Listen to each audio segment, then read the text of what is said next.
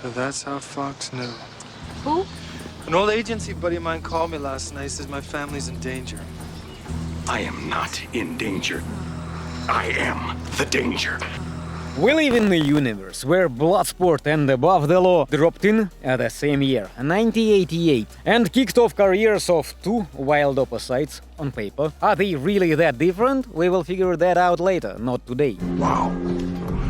I'm interested. Tell me more. Previously, we figured out who made it into the movies without bending the rules. You have to understand, that wasn't me. Who fights for the honor of good people. For you.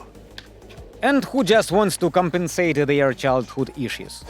Yeah, I just, Now it's time to break it down. Skill versus skill. Round one, best punch. In Bloodsport, Van Damme faces fighters who can actually hit back. If you have watched Bloodsport. What do you mean, if? What is the first punch that pops into your head? Any guesses? How about this one? No. Brick, not hit back. Maybe this brilliant contactless punch?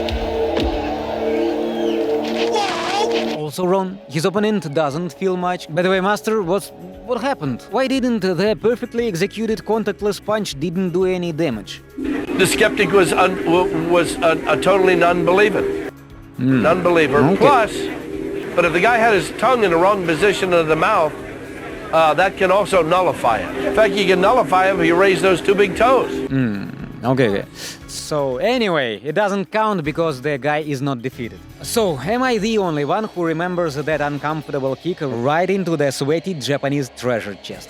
That is beautiful. As for the best punch from Steven Seagal, well, you need a microscope to find the one. Why? Because his aikido is basically a mix of awkward shoves, a random hand waving, and a praying mantis booty dance.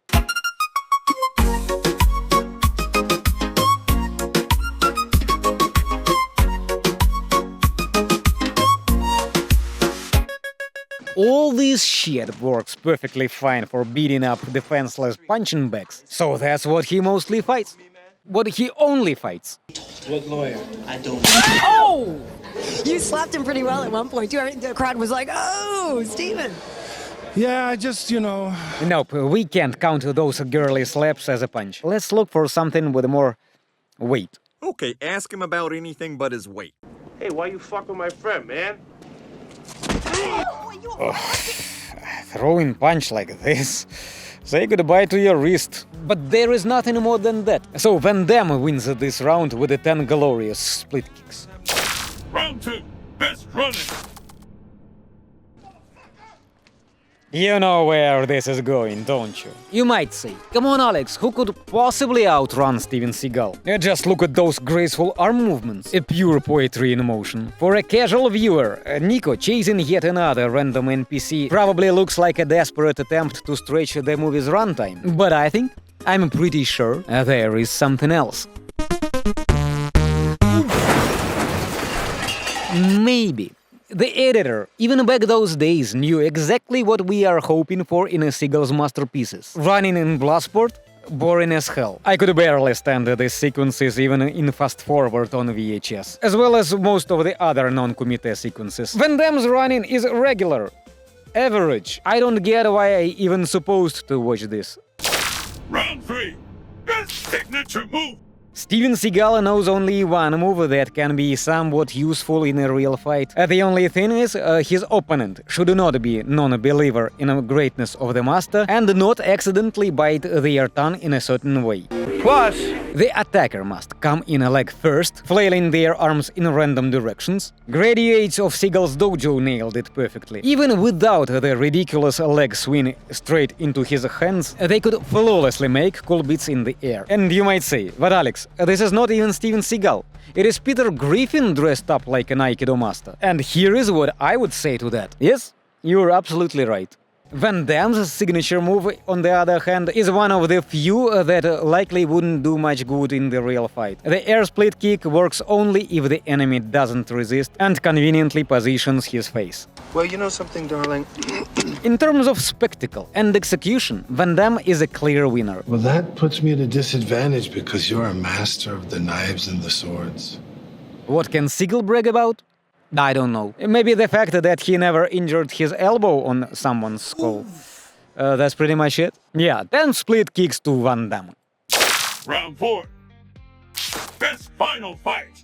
In Above the Law, Seagal's final fight is against the menacing 60-year-old grandpa. The last line of defense against Seagal's righteous fury and justice-fueled rampage. Even though his left hand is frozen for some reason, Henry Silva still managed to break Steven's nose in real life hard enough to make the aikido master cry into his pillow all night with an ice pack on his face. Talking about the best defense martial art, you can tell how effective aikido is when the opponent does something unscripted. Have you ever had to use aikido? And yeah, hundreds of times.